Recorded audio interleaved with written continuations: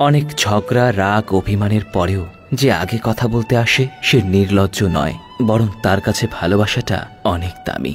মন তাকেই পছন্দ করে যে ভাগ্যে নেই। সবচেয়ে বেঈমান হলো এই মন, নিজের বুকের মধ্যে থাকে আর অন্যের জন্য কাঁদে।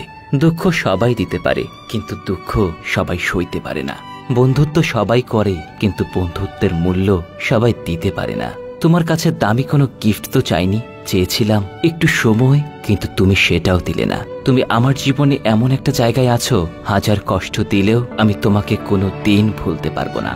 অতিরিক্ত ভালোবাসা একদিন অতিরিক্ত কষ্টের কারণ হয়ে দাঁড়ায়, সেটা এখন বুঝতে পারছি। জীবন থেকে একটা জিনিস শিখলাম, চাইলেই সবার আপন হওয়া যায় না। কিছু কিছু মানুষ আছে যারা কষ্ট পাওয়ার জন্যই জন্মেছে, যেমন আমি। জানি তুমি ব্যস্ত, তবু এই বোকা মন বারবার ফোন চেক করে, শুধু এই ভেবে যদি তুমি SMS করো।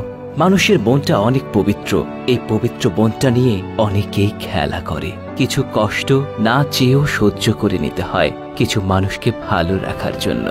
আমি হয়তো বিশ্বপ্রেমিক না, তবু আমার থেকে বেশি ভালো তোমাকে আর কেউ বাসতে পারবে না।